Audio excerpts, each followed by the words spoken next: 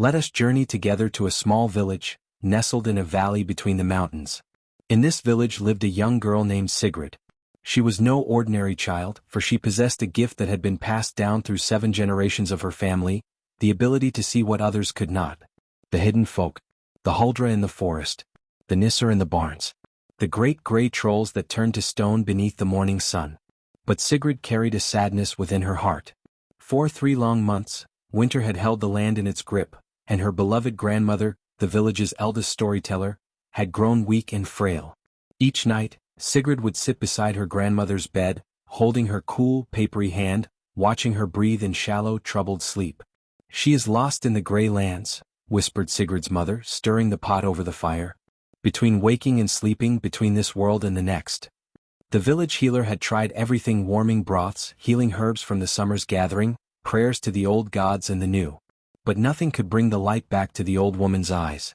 One evening, as the sun set early behind the mountains, painting the snow in shades of rose and lavender, Sigrid wrapped herself in her warmest cloak and stepped outside. The cold bit at her cheeks, but she welcomed it. It made her feel alive, present, real. "Please," she whispered to the twilight air, her breath forming clouds of silver mist. "Please, if anyone can hear me, the hidden folk, the spirits of the forest, the ancestors who watch over us, please help my grandmother return to us." The wind picked up, swirling the snow into dancing spirals. And in that wind, Sigrid heard something, a voice like bells, like water over stones, like wind through pine needles. "Come to the old birch grove when the first star appears. Come alone. Come unafraid." Sigrid waited, watching the sky deepen from blue to indigo to velvet black. There, the first star, bright as a diamond, winking into existence above the eastern peak. She set off through the village, past the longhouse where smoke curled from the roof hole, past the silent forge, past the barns where the animals settled in for the night. The birch grove stood at the edge of the village, where the tamed land met the wild forest. Even in winter, bare of their leaves, the white trees seemed to glow with an inner light. Sigrid had played here as a small child, but had not ventured here in many seasons. As she stepped between the first trees, the world shifted. The sounds of the village faded away completely. And the birch trees, she could see them breathing, their white bark pulsing gently with life. "You came," said a voice. Sigrid turned. Standing before her was a woman, or something like a woman. She was tall and impossibly slender, dressed in robes that seemed woven from moonlight and morning mist. Her hair was the silver white of fresh snow, and her eyes were ancient beyond measure, the pale blue of glacier ice.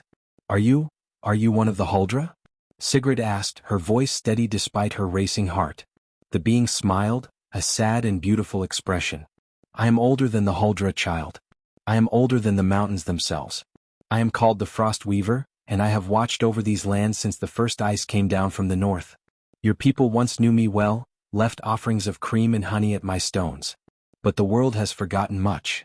Sigrid bowed her head respectfully, remembering her grandmother's tales. "My grandmother speaks of you. She remembers the old ways." "Yes," the Frost Weaver said softly. "She does. That is why I have come. Your grandmother walks the paths between worlds, Sigrid. Her spirit has wandered far from her body, seeking something lost. If she does not return before the solstice, 3 nights hence, she will not return at all."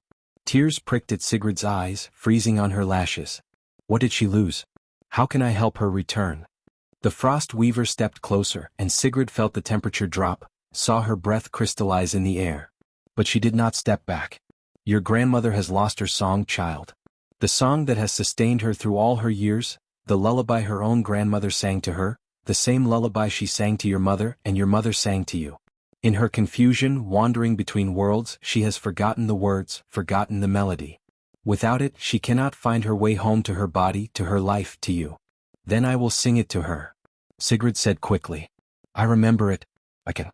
The Frost Weaver held up one crystalline hand. "It is not so simple. The song must reach her where she walks, and you cannot travel those paths as you are, living, warm, bound to flesh and bone. But," she paused, seeming to consider, "there is a way. A dangerous way." "I will do anything," Sigrid said without hesitation. The Frost Weaver studied her with those ancient eyes. "Brave child. Foolish child. Listen well then. I can weave you a cloak from the threads of winter itself, frost and starlight, snow and northern wind. Wrapped in this cloak, you may walk the spirit paths, visible to those who wander there. You may find your grandmother and sing her home. Then please, Sigrid began, but the frost weaver continued. But you must pay a price. The cloak will keep you safe while you walk between worlds, but it will also bind you to winter. Should you fail to return before the third dawn, before the solstice sun rises, you will become as I am. Eternal. Frozen. Neither living nor dead, but something in between. You will walk the ice and snow forever, remembering warmth but never feeling it again. The wind whispered through the birch trees, carrying with it the scent of pine and distant snow. Sigrid thought of her grandmother's kind eyes, her gentle hands braiding Sigrid's hair, her voice telling the old stories by firelight. She thought of all the love that woman had given, all the wisdom, all the warmth. 3 nights. She would have 3 nights to find her and bring her home. I accept, Sigrid said. The frost weaver nodded slowly, then lifted her hands to the sky. The air around them began to shimmer and swirl.